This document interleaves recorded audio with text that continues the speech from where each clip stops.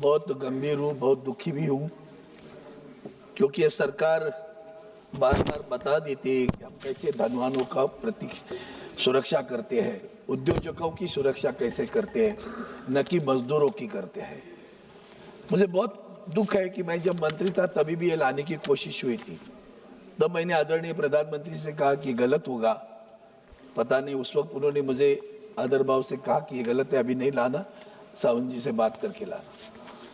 अब फिर भी जैसे मैंने दे दिया वापस आ गया। और आज इसमें जो भी प्रावधान है वो इतने डेंजरस है कि आगे चलकर ये जो तीनों कानून आप रिपील कर रहे हो ना, trade union act, industrial employment standing orders act 1946, trade union act 1926, the industrial dispute act 1947, the industrial relation code 2000। इसमें से क्या परिणाम हुआ है कभी आपने देखा है कि नहीं? मुझे मनसुख मांडविया मेरे मित्र हैं, मैं बहुत व्यथित अंतःकरण से बोल रहा हूँ, क्योंकि मैं भारतीय कामगार सेना का अध्यक्ष हूँ। वंदनीय शिवसेना प्रमुख बाला साहब ठाकरे जी ने इसका निर्माण किया कि लोगों को रोजगार मिले, नौकरियां मिले, और आगे चलकर आदरणीय उद्धव जी ठाकरे साहब ने उसको इतना प्रभावित किया कि सबको सुरक्षा मिले।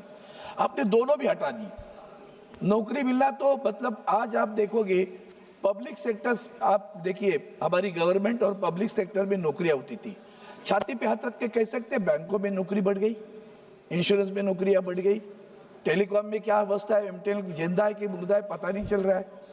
जब 30,000 दो लोग वहाँ काम करते, मैं खुद वहाँ नौकरी करता था, आज 400 लोग हैं उसमें मुंबई शहर में। सारा प्राइवेटाइजेशन, हर एक चीज कॉन्ट्रैक्ट पर।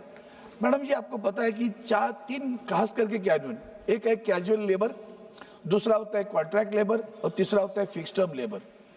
आपने कभी सोचा आपके नेवल डॉक में, मैंने बताया था रक्षा मंत्री ने जवाब दिया, अब तक नहीं हुआ है, 20-26 साल कैजुअल लेबर। कैजुअल का मतलब क्या है भाई? इसको फर्नीचर बनाना है, काम हो गया, खत्म हो गया, कैजुअल काम खत्म हो गया। 26 बरस तक, 20-20 बरस तक लोग कैजुअल लेबर है। नेवल डॉक गवर्नमेंट ऑर्गेनाइजेशन, आज तक उनको परमानेंट नहीं किया। सबसे बड़ी दुख की बात यही है। कॉन्ट्रैक्ट लेबर, मैंने अभी एक एग्रीमेंट कर दी, तो एग्रीमेंट एक कंपनी का नाम है, उस कंपनी का 232 कर्मचारी है। मैंने पूछा कॉन्ट्रैक्ट कितना है? 2,500 कर्मचारी कॉन्ट्रैक्ट लेबर पे काम कर रहे हैं। उनके जीवन मान का, उनके भविष्य का कभी सोचा आपने? मैं एक सवाल पूछता हूँ, एक कॉन्ट्रैक्ट लेबर है, हो सकता है किसी अच्छे प्राइवेट सेक्टर में हो या आईटी सेक्टर में हो, उसको अच्छी तनख्वाह मिलती है, चलो 50,000 तनख्वाह मिलती है, वो बैंक में गया, कहा मुझे मकान लेना है, और मकान लेने के लिए उसने कर्जा मांगा। मैडम जी बैंक कहेगी दे देंगे, अच्छी तनख्वाह आपको। बाद में पूछेंगे आप परमानेंट हो, तो पूछेगा नहीं, I am on contract, so you will not get the loan. पक्का घर जिंदगी भर नहीं होगा, जिंदगी भर नहीं होगा। आज पता है आपको, इन्फोसिस, विप्रो, टीसीएस, अभी अमेजॉन, सभी ने कर्मचारियों को निकाला। क्या हुआ कभी सोचा उसका? कि जो कर्मचारी वहां काम करते थे और मतलब इंजीनियर्स थे, वो अच्छी नौकरी में अच्छी तनख्वाह मिल रही थी उनको। बहुत सारे लोगों के लव मैरिज हो गए, दोनों की तनख्वाह अच्छी है, मकान ले लिया, बड़े घर ले लिए, फ्लैट ले लिए, शादियां हुई। अब ऐसी परिस्थिति आई है, जो कुछ बचे उनको कहते हैं 50% तनख्वाह पे काम करो, और वो तनख्वाह लेकर अभी कर्जा कैसे वापस करेंगे? कभी सोचा उसका घर जो लिया है उसका लोन वापस करेंगे? आपने हर एक को असुरक्षित कर दिया। सबसे बड़ी बात है कि हक तो छीन लिया, असुरक्षित भी कर लिया। फिक्स टर्म पे क्या होता है पता है आपको मैडम? 2 बरस के लिए मैं नौकरी लग गया, मैसगांव नाम लेके गए तो सरकारी उद्योगों की। फिक्स टर्म पे लोग 7-7 बरस है, मतलब 7 टर्म हो गया तब 14 बरस सर्विस हुई। 14 बरस के बाद में परमानेंट नहीं हो रहा है, फिर कहते एग्जाम दे दो, कुछ जितनी वैकेंसी उतनी ले लेंगे। उसके जीवन मान का कभी शादी नहीं कर पाता, क्योंकि परमानेंट जॉब नहीं है। पता नहीं कल को बोल देंगे बंद हो गया। ये कौन से तरीके आपने अपनाए हैं कि शाश्वतता ही हमारी जिंदगी से छीन ली आपने? और दूसरी बात ऐसी कि इसके बाद में आपका एसीजेड बड़ा प्यारा है आपका बहुत, क्योंकि उद्योजकों को चाहिए ना, वहां तो आपका लेबर लॉज ही लागू नहीं है।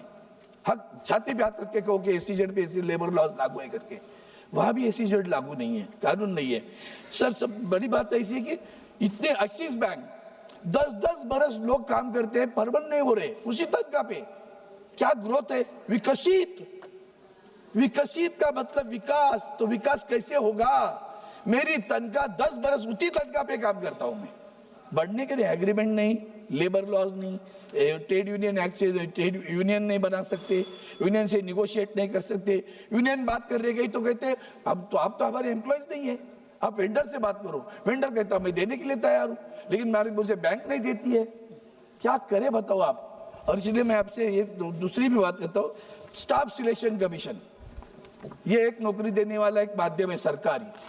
हमारे मुंबई में इनकम टैक्स पे 1200 लोग भरे, 1200 लोग में से 3 लोग सिर्फ मराठी महाराष्ट्र के, बाकी लोग जो आए, मैडम आप सरप्राइज करोगी कि वो लोग टाइपिंग टेस्ट नहीं कर सकते, अंग्रेजी नहीं लिख सकते, फिर भी स्टाफ सिलेक्शन में कैसे पास हुए। मैंने इंक्वायरी मांगी थी, आज तक आपने उनकी इंक्वायरी नहीं। कैसे एक ही गांव से, एक ही जड़ से, कैसे 2 मिनट में, यही तो तकलीफ है ना। इतना बड़ा गंभीर विषय है, कभी तो समय दे दो, 2 मिनट में खत्म कर दो। अभी और 2-3 मुद्दे रखता हूँ, मुद्दे ही रखता हूँ, ज्यादा नहीं। आपने क्या कर दिया, कल तक किसी कारखाने को 100 अगर कर्मचारी हो, अगर उसको बंद करना है तो सरकार की अनुमति लेनी पड़ती थी। आपने क्या किया, 300 होंगे तो कर देंगे, मतलब 299 कर्मचारी है किसी कारखाने में और उसको बंद करना है उद्यमों, वो आपकी परमिशन की भी जरूरत नहीं, गए रास्ते पे। कभी तो सोचो कि जेट एयरवेज के एम्प्लॉयज का क्या हुआ होगा, किंगफिशर के एम्प्लॉयज का क्या हुआ होगा, नोकिया के एम्प्लॉयज का क्या हुआ होगा, जो बंद हुई उनका क्या हो गया। 40 बरस के उम्र में उनको नौकरियां कहाँ लगेगी। आपने ईसीआईसी को प्राइवेट करने का सोचा है, ईएसआईसी को भी, वो एम्प्लॉय स्टेट इंश्योरेंस स्कीम के अंतर्गत प्राइवेट करोगे, कहाँ से पैसा देगा। एक दूसरी चीज है, 100 लोगों की अभी 1-2 मिनट में कहता हूं, स्ट्राइक नोटिस देने के लिए अभी आपने ये कर दिया कि नोटिस 60 दिन के पहले देनी है। अरे भैया ऐसे नहीं होता, जब जुल्म होता है तो रिएक्शन होती है। न्यूटन्स का लॉ है, action and reaction is equal and opposite. If the action of the management is wrong, the reaction is bound to be happen in the company. आपने नहीं सोचा ये, और इसलिए मैं आपसे इतना ही कहता हूँ कि रजिस्ट्रेशन ऑफ ट्रेड यूनियन, ये जो सारा ओसीएस अपने ईएसआईसी का प्राइवेटाइजेशन करने का सोचा है, ये सब अगर सोचोगे तो मुझे लगता है ये जो कानून आपने लाया है पूरा, तो इसको रिपील मत करो, आपके कानून को रिपील करो। आपने जो लाया ना उस कानून को ही रिपील करो। हमारे जो पुराने हक दिए थे, हमारे कर्मचारियों का, मजदूरों का हक छीनने का जो कानून आप लाए हो, उसका मैं निषेध करता हूँ। और मैं चाहता हूँ सरकार अंतर्मुख होकर पुनः दोबारा सोचे, क्या नौकरियां उपलब्ध है। रोजगार शब्द प्रयोग करते हो आप लोग, रोजगार और नौकरी में फर्क तो शाश्वत होती है। शाश्वतता से अशाश्वतता में लेके जाने वाला आपका कानून, उसका मैं निषेध करता हूँ, मेरे विचार व्यक्त करता हूँ। धन्यवाद।